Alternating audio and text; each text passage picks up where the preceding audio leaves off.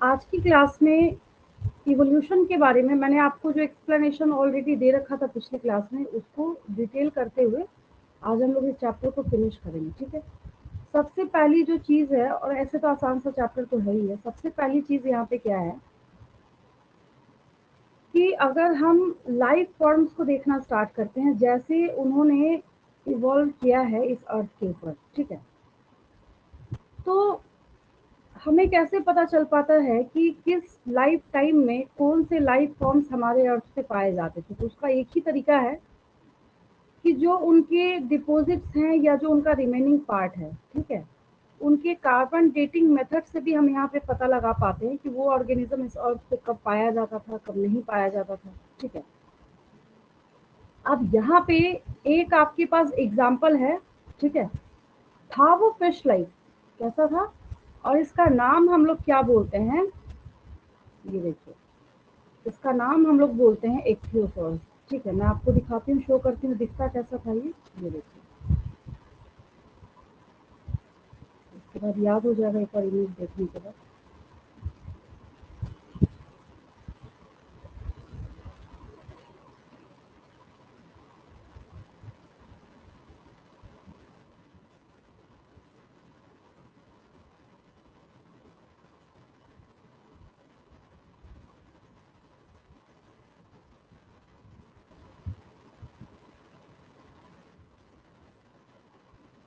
ये देखिए, अब अगर मैं आपसे क्वेश्चन ये पूछूं कि ये कैसा दिख रहा है आपको, है ना, ये जैसे सपोज कीजिए ये है, कोई सा भी है डायग्राम, सी अवेलेबल डायग्राम मतलब जो भी इमेज यही अवेलेबल है, ये देखिए, सपोज कीजिए इसको निकालते हैं ये रहा।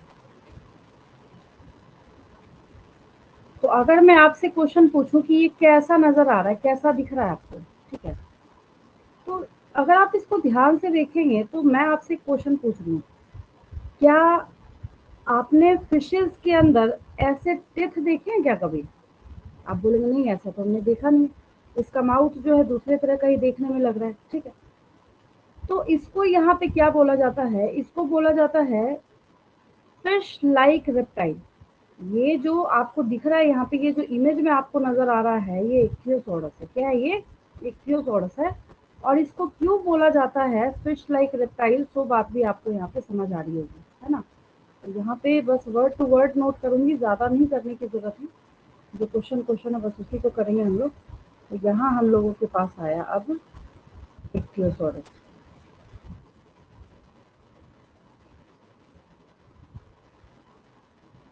देखिए, तो इसके बारे में खासियत क्या है,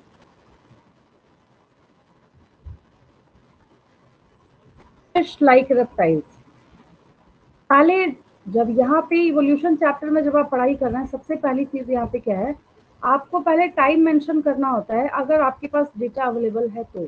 ठीक है, तो इनके इवोल्यूशन के बारे में जब बताया जाता है, तो कब हुआ था इनका इवोल्यूशन, तो 200 मिलियन, स्मॉल वाला ही लिखती हूँ, मिलियन ईयर्स अगो, है ना।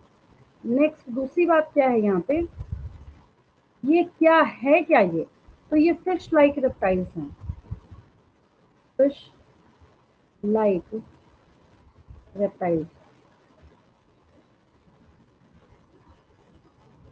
तो ये क्या बताने की कोशिश कर रहा है, अब जब मैंने आपको वर्टिब्रेट्स की सीरीज बताई है, ठीक है, तो आपको मैंने शुरू से आज तक एक ही बात सिखा रखी है, there are basically 5 categories of vertebrates. ठीक है, अब मैं क्या बोलना चाह रही हूँ उसको हम लोग इससे समझते हैं। देखिए, जो हमारे पास 5 कैटेगरीज ऑफ रेप्टाइल्स हैं, फिशेज, एम्फीबियंस, रेप्टाइल्स, बर्ड्स और मैमल्स, है ना,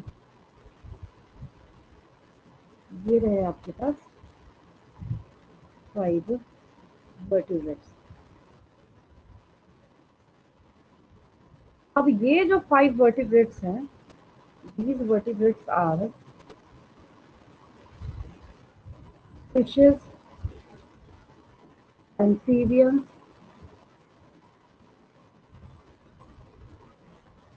reptiles, birds and mammals. Birds and mammals. तो आपके दिमाग में ना एक क्वेश्चन चल रहा होगा, अभी क्या क्वेश्चन चल रहा होगा कि शुरू से आज तक मैंने जो ये चैप्टर जब भी कराया है तो मैंने आपको एक ही बात सिखाई है कि ये जो सीरीज आपको यहाँ पे देखने को मिल रहा है, जैसे सपोज कीजिए यहाँ पे सपोज क्या करना है वो तो है ही है। नंबर 1 आप देख रहे हैं क्या है, फिशेज है, ठीक है। नंबर 2 आप देख रहे हैं क्या है, एम्फीबियंस है। देन आपके पास क्या है, रेप्टाइल्स है यहाँ पे, ठीक है। तो जब आपको ये सीरीज देखने को मिल रहा है तो मैंने शुरू से आज तक आपको यही बता रखा है कि ये जो सीरीज है इसको हमेशा सिस्टमेटिक वे में लिखना है। ऐसा नहीं आपको करना है कि आप अपने मन से कोई भी सीरीज नोट कर रहे हैं। उसका सबसे बड़ा रीजन क्या है, एक्चुअली ये सीरीज ऑफ इवोल्यूशन है। लेकिन आपको नहीं लग रहा कि जो इक्थ्योसॉरस का एग्जांपल है जिसको हम लोग यहाँ पे देख रहे हैं, तो हम इसको क्या बोल रहे हैं, फिश लाइक रेप्टाइल। हम इसको क्या बोल रहे हैं, ये आपको जो इमेज दिख रहा है यहाँ पे इसको हम लोग क्या कह रहे हैं, फिश लाइक रेप्टाइल। तो जिसकी वजह से जो सीरीज शुरू से आज तक आप पढ़ते आ रहे हैं तो कई बार क्या होता है कि कुछ स्टेटमेंट्स जो हैं एक दूसरे के एंटागोनिस्टिक हो जाते हैं। क्या बोलने का मतलब है, बोलने का ये मतलब है कि पहले मैंने आपको बोला कि ये सीरीज ऑफ इवोल्यूशन है। सीरीज ऑफ इवोल्यूशन बोलने का मतलब कि सबसे पहले यहाँ पे इवोल्यूशन फिशेज का हुआ, फिशेज के बाद फिर किसका हुआ, फिर एम्फीबियंस का, फिर रेप्टाइल्स का, फिर बर्ड्स का, फिर मैमल्स का, ठीक है। मतलब ये जो आपको सीरीज दिख रही है, ऐसे अगर हम लोग इसको यहाँ पे रखते हैं एरो को, तो एक्चुअली ये सीरीज ऑफ इवोल्यूशन है। आपको क्या दिख रहा है, ये सीरीज ऑफ इवोल्यूशन है। मैं लिख देती हूँ यहाँ पे साइड में, सीरीज ऑफ इवोल्यूशन। लेकिन अभी अभी हमने क्या देखा कि एक ऐसी भी सीरीज है, मतलब बीच में अचानक से आ जाता है वो एक्सेप्शनल तौर पे, ठीक है। सीरीज ऑफ इवोल्यूशन, ये याद रखेंगे हमेशा, सीरीज ऑफ इवोल्यूशन।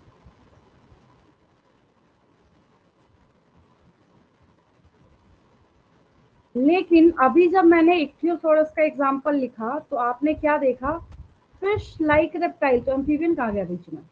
समझ रहे हैं क्या बोल रही हूँ मैं, हम लोग इक्थियोसॉरस को क्या बोल रहे हैं, फिश लाइक रेप्टाइल।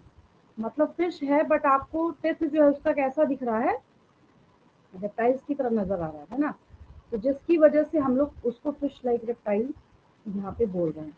इतनी बार मैंने आपको रिपीट कर दिया, याद भी हो गया होगा आपको, है ना।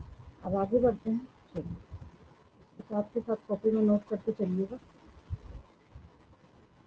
ये हो गया, तो ये मैंने हालांकि बता रखा है आपको, बट फिर भी था यहाँ पे तो मैंने एक्सप्लेन कर दिया आपको। ये देखिए, अब आप अपनी बुक पे आइए, तो आपने ये जो डेटा है उसको नोट कर रखा है। ये कब आए, ये 200 मिलियन ईयर से वो आए हैं, ठीक है। नेम क्या है इसका, इक्थियोसॉरस से जो लिख रखा है आपने यहाँ पे। देन अब जैसे डायनासोर्स की बात करते हैं, तो डायनासोर्स में जो टीरेक्स है ना, टीरेक्स जो है वो सबसे जायंट डायनासोर माना जाता है, ठीक है। ट्राइनोसोरस रेक्स बोलते हैं इसको, क्या बोलते हैं, ट्राइनोसोरस रेक्स बोलते हैं। ये 20 फीट हाइट का जो है ये होता था, और इसके टेथ जो है वो काफी मजबूत थे, ठीक है। लेकिन अगर आपसे पूछा जाता है कि जो डायनासोर्स है वो डिसअपियर कब हुए, तो अबाउट बोला जा रहा है, यहाँ पे कोई एग्जैक्ट डेटा नहीं है किसी के पास। तो 65 million years ago, 65 million years ago ये अचानक से सडनली ये डिसअपियर हो गए। साफ साफ देखिए यहाँ पे आपको बोली जा रही है एक बात, we don't know the true reason. हमें यहाँ पे एग्जैक्ट और ट्रू रीजन नहीं पता है कि आखिर कैसे और किस तरीके से ये अर्थ से गायब हो गए, डिसअपियर हो गए। कुछ ऐसा कहते हैं कि कुछ ऐसी नेचुरल कैलेमिटीज आई थी जिसकी वजह से इनकी डेथ हो गई। कुछ ऐसा कहते हैं कि क्लाइमेटिक ऐसा चेंज आया जिसकी वजह से इनकी डेथ हो गई, ठीक है। कुछ लोगों का ऐसा कहना है कि जैसे होता है ना जंगल में आग लगती है, तो अचानक से इतना ज्यादा वहां पे क्या हुआ, बर्निंग की वजह से हीट प्रोड्यूस हुआ कि उसमें जलने की वजह से इनकी डेथ हुई ना। जो भी है, बहुत सारे रीजन जो है इसके रिगार्डिंग आपको बताया जाता है, ठीक है। दूसरी बात ये है कि एक डेटा ऐसा भी शो करता है जो पिछली क्लास में मैंने आपको बताया था, जिसको आपने देखा तो कई बार ऐसा होता है कि प्रूफ होता है कि मैमल्स जो है इनका इवोल्यूशन कहाँ से हुआ होगा, तो रेप्टाइल से हुआ होगा, ठीक है, जो शो किया जा रहा है आपको एनसीईआरटी में। कुछ यहाँ पे ऐसा भी बोल रहे हैं कि मैमल्स जो है जब ये शुरुआत में कैसे थे, काफी छोटे छोटे साइज के श्रीव्स लाइक थे, ठीक है। और जो उनके फॉसिल थे वो भी मिलते हैं आज के डेट में, तो कैसे मिलते हैं, काफी छोटे साइज के, स्मॉल साइज के होते हैं, ठीक है। अब यहाँ पे जब हम बात करते हैं साउथ अमेरिका में मैमल्स के बारे में, तो उनके बारे में बोला जाता है कि हॉर्स था, हिप्पोपोटामस था, बियर है, रैबिट है, ये सारी चीजें हैं। लेकिन कॉन्टिनेंटल ड्रिफ्ट की वजह से, ठीक है, कॉन्टिनेंटल ड्रिफ्ट की वजह से क्या हुआ, जब साउथ अमेरिका जो है वो नॉर्थ अमेरिका को ज्वाइन कर गया, तो ऐसे सारे ऑर्गेनिजम्स जो हैं वो ओवरलैपिंग की वजह से उनका इवोल्यूशन जो है वो चेंज हो गया। और चेंज होने में जो सबसे बड़ी वजह है वो क्या है, यहाँ पे कॉन्टिनेंटल ड्रिफ्ट है। कॉन्टिनेंटल ड्रिफ्ट आप समझते हैं, है ना। कॉन्टिनेंट्स है उसमें ड्रिफ्टिंग जो है वो आज भी हो रहा है। वो ज्योग्राफी की जो पढ़ाई करते हैं वो बच्चे भी जानते हैं, आपने भी छोटे क्लासेस में पढ़ा है तो सुन ही रखा है। अब एक देखिए, यहाँ पे आपको एक डेटा दिया जा रहा है, डेटा या बात भी आप समझ सकते हैं। कंगारू को देखा है आपने, ठीक है, ऐसे सामने तो नहीं देखा होगा, ऑस्ट्रेलिया तो आप गए नहीं है। तो नॉर्मली टेलीविजन वगैरह में आपने देखा होगा, तो आपको एक बात वहाँ पे याद आती होगी कि उसके पास एक पाउच होता है। उस पाउच को मार्सुपियम बोलते हैं, ठीक है। अब वो जो पाउच उसके पास अवेलेबल है, जिसको हम लोग क्या नाम देते हैं, मार्सुपियम का नाम देते हैं। तो वैसे मैमल्स जो कि पाउच कैरी करने का काम करते हैं उनको हम लोग मार्सुपियल मैमल्स कहते हैं। क्या कहते हैं? मार्सुपियल मैमल्स कहते हैं, ठीक है। तो अब स्टोरी सुनिए, इसके पीछे की स्टोरी क्या है। स्टोरी ये है कि कॉन्टिनेंटल ड्रिफ्ट की वजह से क्या हुआ, कॉन्टिनेंटल ड्रिफ्ट की वजह से ये ऐसी जगह पे चले गए जहां इनका कोई कॉम्पिटिटर था ही नहीं। कोई इनका कॉम्पिटिटर देखने को मिला ही नहीं, जिसकी वजह से अगर इसको ऐसे नॉर्मली छोड़ दिया जाए सरवाइव करने के लिए नेचर में, ठीक है, तो बहुत सारे ऑर्गेनिजम्स हैं जो कि इससे स्ट्रॉन्गेस्ट हैं। मतलब ये जो कंगारू आपको यहाँ पे नजर आ रहा है इससे काफी स्ट्रॉन्ग है, लेकिन फिर भी ये सरवाइव किए। और ये जो इसने जो अपने यंग वन को जो यहाँ पे कैरी कर रखा है, ये जो पाउच है इसको मार्सुपियम कहते हैं। समझ आया क्या बोल रही हूँ मैं? तो जिसकी वजह से इनका नाम जो है हमने मार्सुपियल मैमल्स रख रखा है। इनको हम लोग मार्सुपियल मैमल्स कहते हैं, ठीक है। तो ये मार्सुपियल मैमल्स का ऑस्ट्रेलिया में सरवाइव करने के लिए वजह क्या है, तो आपको वहाँ पे बताना है। इसका रीज़न ये है कि इनका कोई कॉम्पिटिटर वहाँ पे अवेलेबल नहीं था, जिसकी वजह से आज भी ये वहाँ पे सरवाइव करते हैं। लेकिन सिर्फ आपको कहाँ मिलेंगे, ऑस्ट्रेलियन कॉन्टिनेंट में ही आपको देखने को मिलेगा। देखिए यहाँ पे लिखा हुआ भी है, pouched mammals of Australia survived because of lack of competition from any other mammal. Lest we forget some mammals like woolly in water, whales, dolphins, seals and sea cows are some examples. ठीक है, देखने में तो नहीं लगता, well आपको जब छोटे होंगे तो आप वेल को देख के नहीं बता सकते थे कि मैमल है, डॉल्फिन को देख के आप नहीं बता सकते थे कि मैमल, बट ये क्या है, सारे के सारे मैमल, ठीक है। और पहले आपके सिलेबस में इवोल्यूशन ऑफ हॉर्स था, लेकिन अब आज की डेट में क्या है, हॉर्स इवोल्यूशन को आपके सिलेबस से हटाया गया है। काफ़ी लेंदी था, ह्यूमन इवोल्यूशन से ज़्यादा लेंदी था ये, ठीक है। तो यहाँ पे आपको बोला जा रहा है कि इवोल्यूशन ऑफ हॉर्स है, एलिफेंट है, डॉग है, ये सारी चीज़ें हैं। ये अपनी अपनी स्टोरी बता रहे हैं कि ये कैसे इवॉल्व होके अर्थ पे आए, ठीक है। और देन आपको यहाँ पे बता भी रहा है कि इसके बारे में जो आप फर्दर डिटेल है उसको आप हायर क्लासेस में पढ़िएगा। और सबसे ज़्यादा यहाँ पे बेस्ट और सबसे एडवांस्ड इवोल्यूशन यहाँ पे किसका माना जाता है, तो ह्यूमन इवोल्यूशन को माना जाता है। ये तो खैर आपको पता ही है, ठीक है। तो बस मैंने आपको शुरू में इक्थियोसॉरस बताया, उसके बाद मैंने आपको बताया कि आपको याद रखना है कि फिश लाइक रेप्टाइल है, नॉट फिश लाइक एम्फीबियन। जब फिशेज और एम्फीबियन के बीच में हमने बात करी थी कनेक्टिंग लिंक की, तो आपको सिलिकेंथ मैंने पिछली क्लास में काफ़ी डिटेल में समझाया था। और यहाँ पे जब इसको मार्सुपियल मैमल कहते हैं, वैसा मैमल जो अपने पास एक पाउच कैरी करता है अपने यंग वंस को रखने के लिए, उसको नरिश करने के लिए, जब तक कि वो कम्प्लीटली मैच्योर नहीं हो जाता, ठीक है। तो उसको हम लोग मार्सुपियल मैमल कहते हैं, ठीक है। और देन देखिए आगे जब हम लोग बढ़ते हैं यहाँ पे, तो ह्यूमन इवोल्यूशन स्टार्ट होता है। अब सवाल ये उठता है कि आखिर ह्यूमन इवोल्यूशन को हम समझे कैसे और ह्यूमन इवोल्यूशन को आपको करना कैसे है, ठीक है।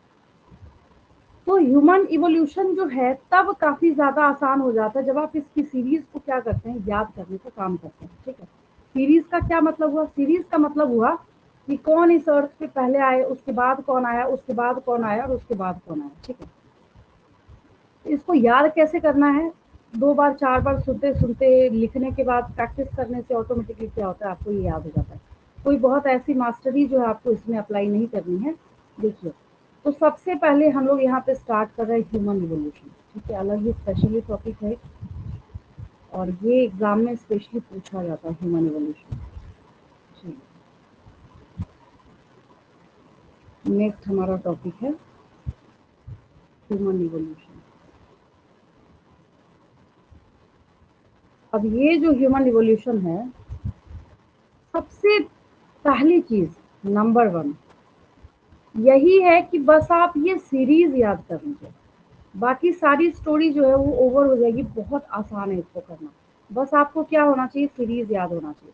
क्या है ये सीरीज? तो ये सीरीज ऑफ इवोल्यूशन है, इसमें आप अपनी मर्जी से छेड़छाड़ फेरबदल नहीं कर सकते। दूसरी बात ये है, कुछ बच्चों के दिमाग में एक क्वेश्चन अराइज होता है कि क्या इतने ही है?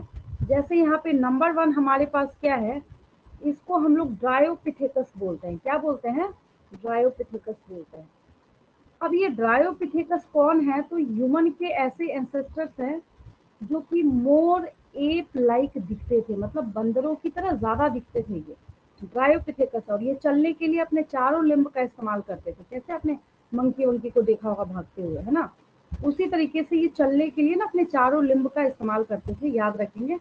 तो पहला यहाँ पे क्या है, ड्रायोपिथेकस है, ठीक है। ड्रायोपिथेकस के बाद जब नेक्स्ट हम लोग यहाँ पे देखते हैं, दैट इज रामापिथेकस, ठीक है। रामापिथेकस के बाद नेक्स्ट हमारे पास यहाँ पे आता है, इस सीरीज का करना क्या है मैं बता रही हूँ आपको, ठीक है। देन हमारे पास है यहाँ पे ऑस्ट्रेलोपिथेकस, AUSTRALOPITHECUS,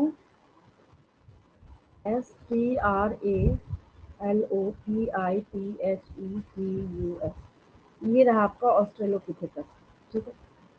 और कई जगह इसको क्या बोला जाता है, ऑस्ट्रेलोपिथेसिंस भी बोला जाता है, ठीक है, ऑस्ट्रेलोपिथेसिंस, ठीक है। देन आपके पास क्या हो गया यहाँ पे, नेक्स्ट जब हम लोग देखने का काम करते हैं, तो सबसे पहली बार जो ऐसे थे जो क्या करते थे, मतलब होता नहीं है ह्यूमनिड बिहेवियर या फिर ह्यूमन लाइक, ज्यादा से ज्यादा जो बिहेवियर जिन्होंने शो करने का काम किया, उनको हम होमो हैबिलिस कहते हैं। ये है आपका होमो हैबिलिस। होमो हैबिलिस के बाद नेक्स्ट जो सबसे पहले इरेक्ट हुए थे, सीधे खड़े हुए थे, होमो इरेक्टस। इरेक्ट मतलब होता है ना खड़े होना, उसका नाम ही है होमो इरेक्टस, होमो इरेक्टस। होमो इरेक्टस के बाद जो नेक्स्ट आए, नीएंडरथल बोलते हैं इनको, नीएंडरथल या नीएंडरथल इनको बोलते हैं। आप लोग क्या है, होमो सेपियंस है। आप क्या है, होमो सेपियंस है, ठीक है। और इस क्वेश्चन के आंसर में मार्क्स लाना जो है वो काफी ज्यादा आसान है। क्यों आसान है वो भी मैं बता रही हूँ आपको। देखिए आप क्या है, होमो सेपियंस है, होमो सेपियंस, ठीक है, ह्यूमन से। अब इसमें अच्छी बात क्या है कि इसमें ऑलरेडी आप होमो सेपियंस जानते हैं, बचा रिमेनिंग यहाँ पे 6। वो प्रैक्टिस करने के बाद और जैसे जैसे जैसे जैसे हम लोग यहाँ पे सीखना स्टार्ट करेंगे कि कौन क्या कैसा था, तो ये जो सीरीज है हमारे पास ह्यूमन इवोल्यूशन की, ठीक है। अब इसमें देखिए तरीका क्या है इसको करने का, एक ट्रिक मैं आपको बताती हूँ इसके लिए। ये जो है यहाँ पे आपके पास पहले सीरीज को आपको दिमाग में रखना है, ठीक है। सीरीज को दिमाग में रखने के बाद आपको एक बेनिफिट क्या मिलता है, सो देखिए। देन क्या है, हम लोग यहाँ पे इधर करते हैं। अब जो बात मैं आपको यहाँ समझा रही हूँ उसको समझिएगा ध्यान से। हमने इसको मिड में कर दिया यहाँ पे, ठीक है। अब मैं आपको ये बोल रही हूँ कि आपको अपना कॉमन सेंस लगाना है, ठीक है। अगर मैं आपसे क्वेश्चन पूछूं यहाँ पे कि ये जो आपको 1 to 7 सीरीज यहाँ पे नजर आ रही है, dryopithecus, ramapithecus, australopithecus, homo habilis, homo erectus, neanderthals and homo sapiens, ठीक है। तो इसमें से सबसे प्रिमिटिव कौन सा है? तो आप बोलेंगे कि सबसे प्रिमिटिव कौन है यहाँ पे, ट्रायोपिथेकस है, ठीक है।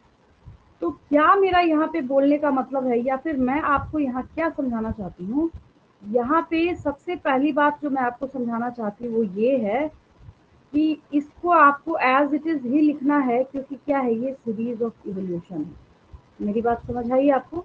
तो हम लोग यहाँ पे लिख देते हैं, ये तो खैर अभी भी बोला मैंने आपको, वापस से मैं यहाँ पे आपको लिख देती हूँ, थोड़ा छोटा कर देते हैं हम लोग साइज, तो ज़्यादा बड़ा बड़ा चला गया नहीं तो। हाँ, ठीक है, ये है ज़्यादा ही छोटा हो गया। अच्छा कोई बात नहीं, आपको नज़र आ रहा है ना। Series of evolution, series of evolution, ठीक है। तो ये जो हमने यहाँ पे लिखा है, ये सब के सब क्या है, सीरीज ऑफ इवोल्यूशन है, ठीक है। आप बोलेंगे अच्छा हम समझ गए series of evolution.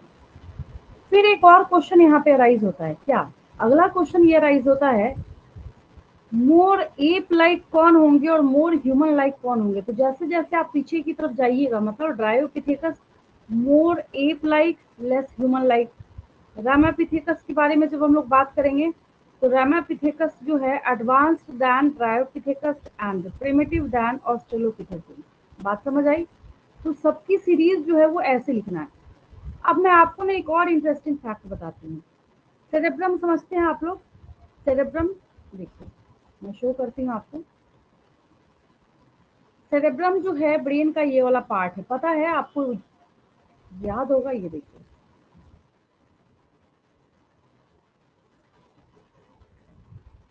Human brain का ये पार्ट जो आपको दिखता है ना, एक्चुअली ये क्या है, सेरेब्रम है।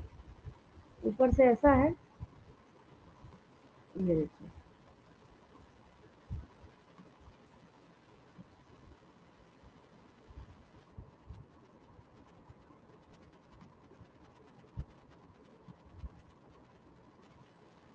ब्रेन का ये कौन सा पार्ट है, कौन सा हिस्सा है, सेरेब्रम है, ठीक है। आपके दिमाग में क्वेश्चन अराइज होगा, ठीक है ये सेरेब्रम है, हम समझ गए ब्रेन का पार्ट है, करना क्या है इसका। करना ये है आपको, और ये बात समझनी भी है, कि जैसे जैसे ह्यूमन इवोल्यूशन की सीरीज आगे बढ़ी है, वैसे वैसे सेरेब्रम का साइज इंक्रीज होता चला गया है। जितने ज्यादा ह्यूमन एडवांस्ड होंगे, जैसे आज के डे में आप मोबाइल फोन का, एंड्रॉयड फोन का इस्तेमाल कर रहे हैं। आप जब 5 इयर्स के थे और आज के बच्चे जो 5 इयर्स के हैं, उन दोनों को कंपेयर कीजिए, तो आप नोटिस करेंगे कि आज के डेट के जो 5 इयर्स के जो बच्चे हैं, किड्स हैं, तो उनमें जो इंटेलिजेंस है वो ज़्यादा है। ज़्यादा बोलने का क्या मतलब, ऐसा नहीं बाय बर्थ वो बन गए। रीज़न ये है कि डे बाय डे बहुत स्लो, लेकिन ऐसा नहीं रातों रात कोई ड्रास्टिक चेंज हो जाएगा, नहीं। बहुत slow, very gradual, very slow. एक यहाँ पे प्रोसेस कौन सा काम कर रहा है, इवोल्यूशन, ये आपको पता है ऑलरेडी, ठीक है। तो इवोल्यूशन में एक इम्पॉर्टेंट बात ये है कि जैसे जैसे ह्यूमन इवोल्यूशन बढ़ता गया बढ़ता गया बढ़ता गया, तो ह्यूमन इवोल्यूशन के बढ़ने के साथ साथ एक और इम्पॉर्टेंट और अच्छी बात क्या हुई, सेरेब्रम का साइज भी इंक्रीज करता गया, ठीक है। तो साइज ऑफ सेरेब्रम जो है, तो उसके बेसिस पे अगर हम एक कॉमन सेंस लगाएं अपना, ठीक है, तो इसका मतलब है कि हम यहाँ पे सबसे पुराना और सबसे ओल्ड हम लोग किसको बोल रहे हैं, ट्रायोपिथेकस को बोल रहे हैं, ठीक है। तब यहाँ पे उससे आपको क्या पॉइंट लिखने में आसानी हो जाएगी, कि जो आपके पास ड्रायोपिथेकस है, ठीक है। तो यहाँ हम लोग लिखेंगे उसके लिए ड्रायोपिथेकस।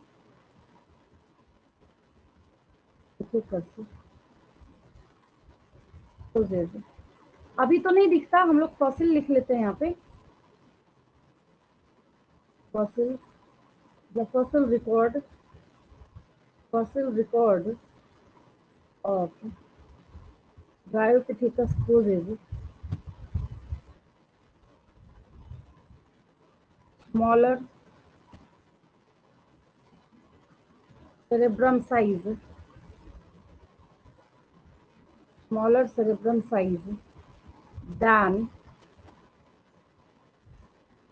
इससे छोटा होगा, सीधा प्रेजेंट वाले से लिख लेते हैं, than होमोसेपियंस। होमोसेपियंस जब हम लोग लिखेंगे, तो बाइनोमियल नोमेनक्लेचर के अकॉर्डिंग हमें एच जो है फर्स्ट वाला वो कैपिटल लिखना पड़ेगा। ये बीच में यहाँ पे थोड़ा इंटरफेयर कर रहा है, इसको नीचे करती हूँ मैं, इस वाले इमेज को थोड़ा सा।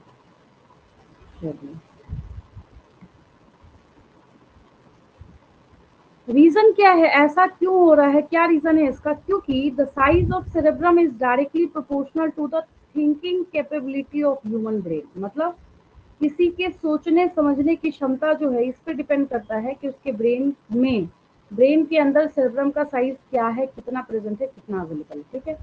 तो ये बात आपको समझ आई। तो इसके आधार पे हम लोग एक कॉमन सेंस क्या लगा सकते हैं, ये तो एक पॉइंट था जिससे आपको समझने में आसानी होगी। तो ये आपको समझ आया।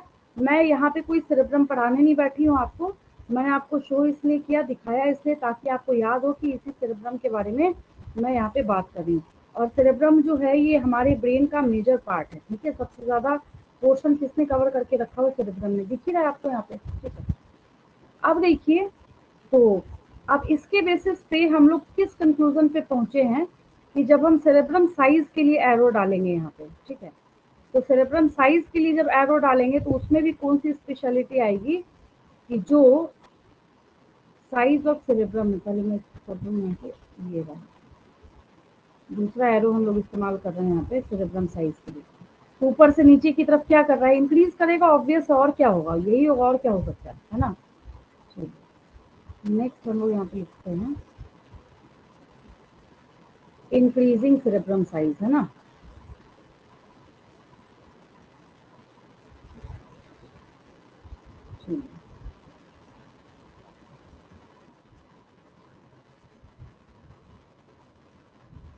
Increasing cerebrum size.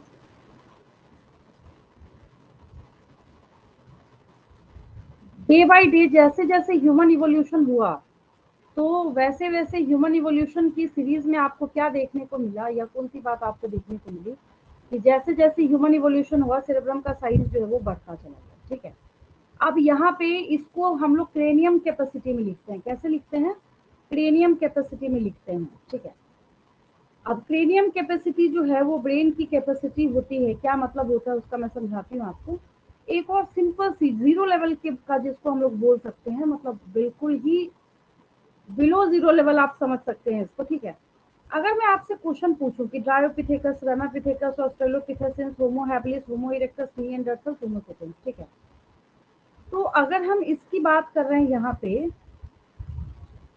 तो आप मुझे एक बात बताइए, बॉडी पे सबसे ज्यादा हेयर्स किसके होंगे? पुराने वाले के या नए वाले के? आंसर दीजिए, सोचिए।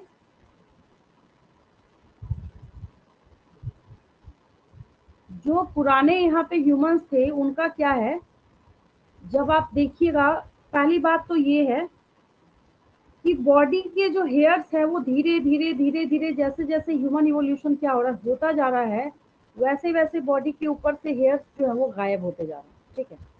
चलिए, तो हम लोग यहाँ पे हेयर्स ऑन बॉडी जो है वो डे बाय डे क्या हो रहा है, यहाँ पे रिड्यूस होता जा रहा है। जैसे जैसे ये आगे बढ़ रहे हैं, तो यहाँ पे सीरीज ऑफ इवोल्यूशन आगे बढ़ रही है, इंक्रीजिंग सेरेब्रम साइज, ठीक है।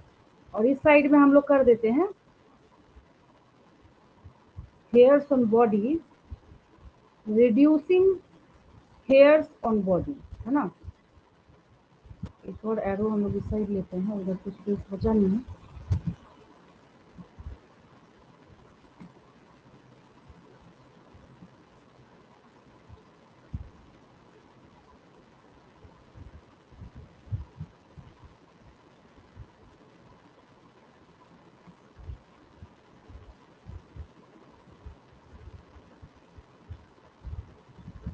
चलिए यहाँ हम लोग कर लेते हैं माँ।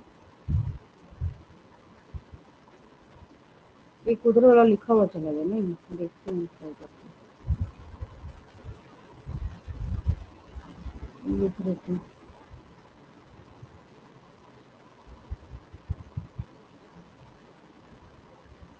Reducing hairs on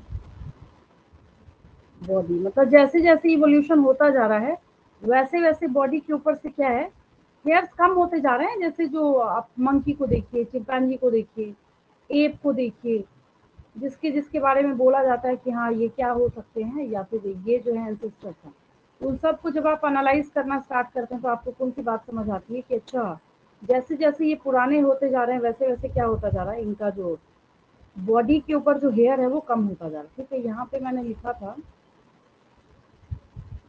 increasing cerebrum size, है ना। एक यहाँ से डिलीट हो गया, इसको कर देते हैं इंक्रीजिंग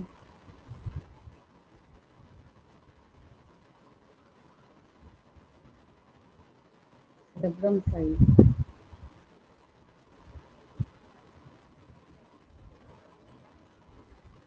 साइज अब ठीक है। सेरेब्रम का साइज जो है day by day day by day day by day क्या हो रहा है, इंक्रीज होता जा रहा है, ठीक है। ये भी क्लियर है बिल्कुल, इसमें भी कोई वैसा टफ नहीं है जो आपको समझना है। अब हम लोग यहाँ पे क्रेनियम कैपेसिटी की बात करते हैं। किसकी बात करते हैं? क्रेनियम कैपेसिटी की, ठीक है। तो क्रेनियम कैपेसिटी के रिगार्डिंग जब हम यहाँ देखना स्टार्ट करते हैं तो स्कल, सेरेब्रम दूसरी चीज है। स्कल मतलब बाहर का जो बोनी हार्ड जो आपके ब्रेन को प्रोटेक्ट करने का काम करता है, ठीक है। हाँ, लेकिन एक इम्पॉर्टेंट चीज है, बच्चों को ये कंफ्यूजन होती है, स्टूडेंट्स को ऐसा लगता है कि सेरेब्रम साइज जो हमारा डे बाय डे बढ़ रहा है तो इसका मतलब है स्कल का साइज भी बढ़ रहा है। उसके केस में उल्टा हुआ है। जो स्कल, जो बाहर वाला जो स्कल है ना, बोनी जो हार्ड स्कल जो है, ठीक है, उसका साइज रिड्यूस हुआ है। ये भी मैं मार्क कर देती हूँ यहाँ पे, ठीक है। एक दूसरे कलर का एरो हम लोग लेते हैं, देखिए, तो यहाँ मैं मार्क कर देती हूँ आपको।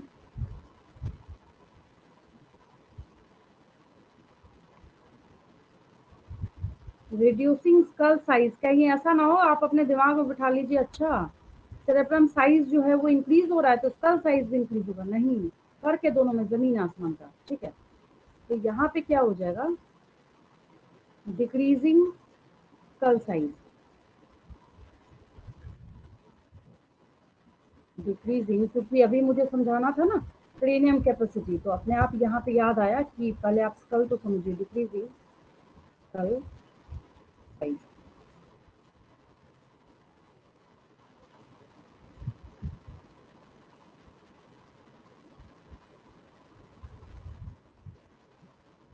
स्कल का साइज क्या हो जाएगा? यहाँ पे डिक्रीज होगा, देखिए।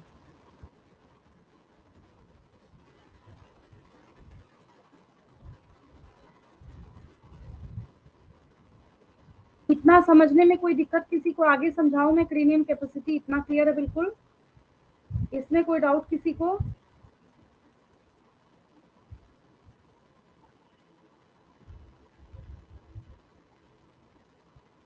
देखिए, आगे हम लोग यहाँ पे क्या देखेंगे, क्रेनियम कैपेसिटी के बारे में देखते हैं। क्या देखते हैं? क्रेनियम कैपेसिटी के बारे में देखते हैं। अब एक चीज समझाती हूँ मैं इसके लिए आपको, देखिए। जब हम क्रेनियम कैपेसिटी की बात करते हैं तो आप एक चीज नोटिस कीजिए, जैसे जैसे हम क्रेनियम कैपेसिटी की तरफ जा रहे हैं तो वैसे वैसे क्या हो रहा है, क्रेनियम कैपेसिटी को शॉर्ट में सीसी लिखते हैं, ठीक है। फिर यहाँ पे हम लोग क्या कर रहे हैं, होमो इरेक्टस का जब हम देखेंगे तो इसका लार्ज ब्रेन जो है तो उसकी कैपेसिटी क्या हो जाएगी? 900 सीसी। तो क्रेनियम कैपेसिटी जो है day by day day by day day by day क्या हो रहा है? बढ़ रहा है, ठीक है। तो सवाल ये उठता है कि क्रेनियम कैपेसिटी है क्या? कोई अगर आपसे पूछे क्रेनियम कैपेसिटी का क्या मतलब समझते हो या क्रेनियम कैपेसिटी क्या होता है, तो आपको समझाना है कि जो बोनी बॉक्स क्रेनियम जो है ना, क्रेनियम, समझ रहे हैं? तो क्रेनियम के अंदर का जो वॉल्यूम है ना, तो उसकी जो क्षमता है उसको हम क्रेनियम कैपेसिटी कहते हैं, ठीक है। तो मैं नोट करके लिख देती हूँ आपको। चलिए, ये काफी बढ़िया चार्ट बन गया, इसको देख के आपको इजीली समझ आ जाएगा कौन सी चीज बढ़ रही है, कौन सी चीज घट रही है ना। चलिए, अब हम लोग यहाँ पे लिख लेते हैं क्रेनियम कैपेसिटी, क्योंकि पूरा करा देने के बाद बच्चे वापस फिर वही पूछते हैं कि हम क्रेनियम कैपेसिटी बता दीजिए।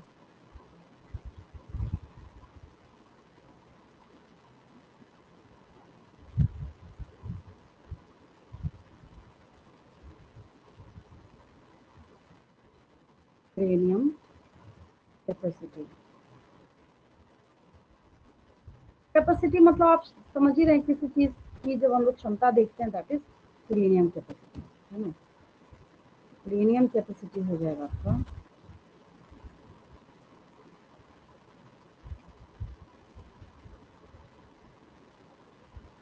इसमें लिख लीजिए cranial capacity is the volume, is the volume of the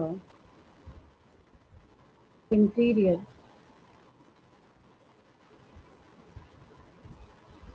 of the interior, interior मतलब अंदर का, ऑफ द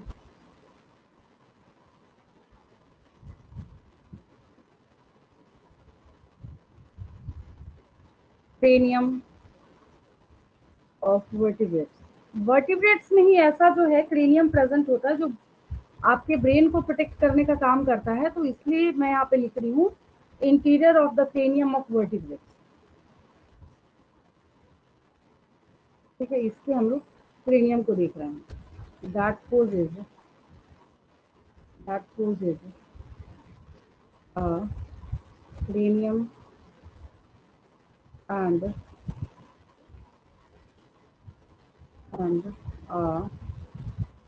ब्रेन। क्रेनियम और ब्रेन को ये क्या करता है, रिप्रेजेंट करने का काम करता है। ठीक है,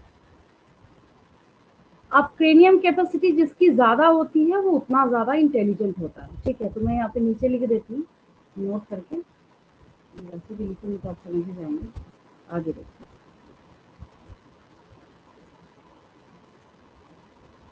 cranial volume cranial volume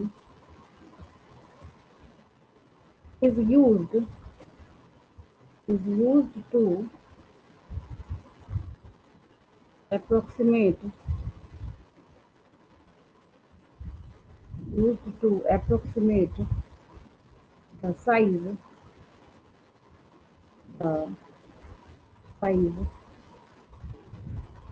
of the brain. अब ऑब्वियस है, कैपेसिटी देख रहे हैं तो साइज तो आएगा ना उसके अंदर, जो वॉल्यूम देख रहे हैं तो approximate the size of the brain which is also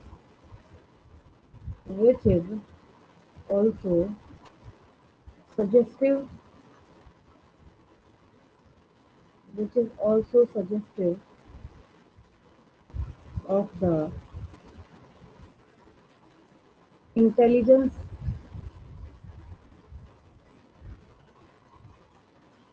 of the organism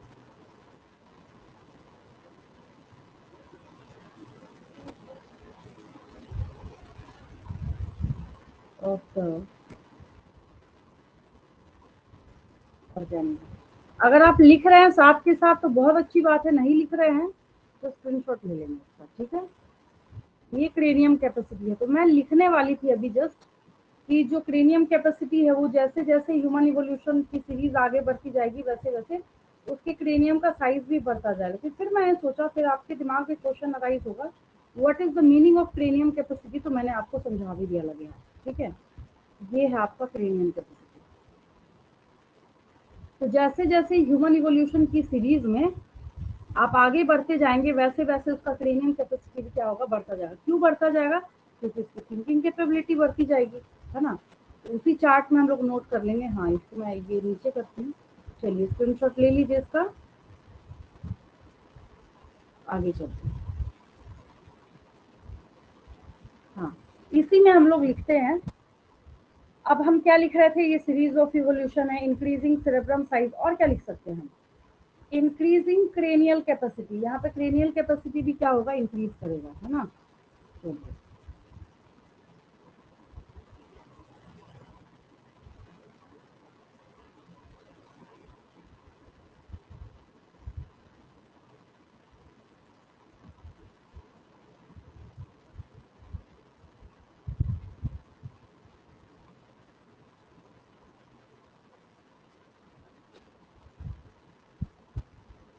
यहाँ हम लोग लिख लेते हैं लास्ट में। अब कितना अच्छा, आप सबका पॉइंट बना दीजिए। सब ये जो 1 2 3 4 5 6 आपको जो भी दिख रहा है सबको एक साथ एग्रीगेट करके सब में पॉइंट बना देंगे, बस इजीली क्या है आपको मार्क्स मिल जाएगा एग्जाम में। अच्छा, ये काफ़ी ज़्यादा मैंने इसको जूम कर रखा था।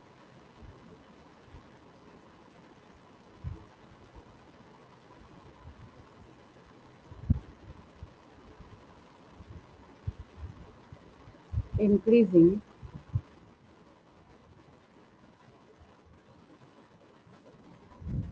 cranial कैपेसिटी हो गया बस। ये रहा, ये काफ़ी बढ़िया चार्ट बन गया आपको समझाने के लिए।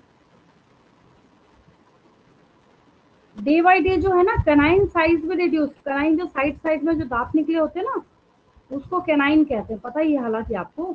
तो कैनाइन साइज भी क्या हुआ, day by day day by day day by day जैसे जैसे इवोल्यूशन होता गया तो उसका साइज जो है वो भी साथ के साथ रिड्यूस होता गया। ठीक है, ये चार्ट अच्छा बन गया है, बहुत सारी चीजें क्लियर होंगी इससे। इसका भी ले लीजिए स्क्रीनशॉट। हो गया? ले लिया सबने? चलिए, अब आप अपनी एनसीईआरटी के अकॉर्डिंग फटाफट इसको कर लीजिए। देखिए, तो सब में क्या करते हैं, सारे पॉइंट्स हम लिखते हैं, जैसे ड्रायोपिथेकस के बारे में हम लोग लिखेंगे, ठीक है। तो यहाँ पे क्या है, ये मोस्ट प्रिमिटिव कैटेगरी है। जब किसके बारे में हम लोग देखते हैं, ड्रायोपिथेकस के बारे में देखते हैं, ठीक है। तो ये कब दिखा था आपको, इसका एग्जिस्टेंस कब था, तो अबाउट 15 मिलियन ईयर्स अगो, ठीक है। और कैसे थे हेयरी, मैंने पहले ही बोला कि जैसे जैसे पुराने होंगे वैसे वैसे उनकी बॉडी पे हेयर्स जो है वो ज़्यादा प्रेजेंट होंगे, ठीक है। और कैसे चलते थे, तो गोरिल्ला चिंपैंजी जैसे चलते ना, चारों लिम्ब का यूज करके, ये भी ऐसे चलते थे। अब यहाँ पे रेमापिथेकस की बारी आती है। तो ये ज्यादा मैन लाइक थे और लेस ये एप लाइक थे, क्योंकि ड्रायोपिथेकस से थोड़ा एडवांस तो हो ही गया ये, ठीक है। अब यहाँ पे देखिए, few fossils of man like bones have been discovered in Ethiopia, वहां से मिला और तंजानिया से भी मिला। These revealed hominid features leading to the belief that about 3 to 4 million years ago man like primates walked in eastern Africa. They were probably not taller than 4 feet। मतलब सोचिए height कितनी छोटी है, 4 फीट ही है, समझ रहे हैं। मतलब बहुत ज्यादा हाइट के नहीं थे, बट वॉक्ड अपराइट, ठीक है। 2 million years ago, Australopithecines probably lived in East Africa grasslands. Evidence shows that they hunted with stone weapons but essentially ate fruit. सोचने वाली बात क्या है कि जो ऑस्ट्रेलोपिथेसिस थे ये फ्रूट ईटिंग थे, ठीक है। Some of the bones among the bones discovered were different. This creature was called the first human like being the hominid and was called Homo habilis। Homo habilis को बोला जाता है कि सबसे ज्यादा ह्यूमन लाइक बिहेवियर सब में से किसने शो करा, तो होमो हैबिलिस ने शो किया है, ठीक है। और होमो हैबिलिस की क्रेनियम कैपेसिटी को ब्रेन कैपेसिटी कहा जा रहा है, 650 से 800 क्रेनियम कैपेसिटी इसका है। They probably did not eat meat, ये नीट के एग्जाम में पूछा जाता है। आपको इसमें से कोई सा भी 4 ऑप्शन दे दिया जाएगा और पूछा जाएगा कि इसमें से कौन सा ऐसा था जिसने कभी भी नॉनवेज नहीं खाया, ठीक है। यही बोला जा सकता है, और क्या बोला जा सकता है ना। तो उसमें आपको आंसर क्या बोलना है कि कौन थे ऐसे ऑर्गेनिज्म, ऐसे होमो हैबिलिस थे, ठीक है। देन हमारे पास यहाँ पे आता है, अब एक और क्वेश्चन पूछा जाता है कि जावा में 1891 में किसका जो फॉसिल है वो मिला था। तो यहाँ पे किसका फॉसिल मिला था, होमो इरेक्टस का, यानी सबसे पहले जो इरेक्ट होकर सबसे अच्छे से चले। और कब आए थे ये, 1.5 मिलियन ईयर्स अगो। इसके पास जो ब्रेन की क्रेनियम कैपेसिटी थी वो 900 सीसी का था, ठीक है। आगे बढ़ते हैं हम लोग। देन देखिए, नेक्स्ट हम लोग यहाँ पे आते हैं निएंडरथल पे, ठीक है। आपको पता है निएंडरथल की क्या खासियत है? आज के डेट में आपने देखा होगा कि कई बार ऐसा करते हैं, बहुत से लोग ऐसा करते हैं कि जो डेड बॉडी होती है उसको जलाते नहीं है, उसको वाटर में भी नहीं बहाते हैं। उसको करते क्या है, तो उसको वो मिट्टी के अंदर दबा देते हैं। क्यों दबाते हैं मिट्टी के अंदर? ऐसे जमीन पे खुला छोड़ दिया तो वल्चर्स है, बाकी सारी चीजें हैं, उसको हार्म करेगा, डिकम्पोज करेगा, नेचर में इन्फेक्शन कॉज करना स्टार्ट करेगा। और मिट्टी में क्या होता है, डिकम्पोजर्स होते हैं मिलियंस बिलियंस के नंबर में भर भर के। तो नीएंडरथल जो आए ना, ये सबसे पहले ऐसे आए जिन्होंने अपने जो डेड थे, मतलब जो रिलेटिव थे उनके, उनको हाइड करना स्टार्ट किया, ठीक है। तो लिख लीजिए यहाँ पे, नीएंडरथल, नीएंडरथल्स यूज्ड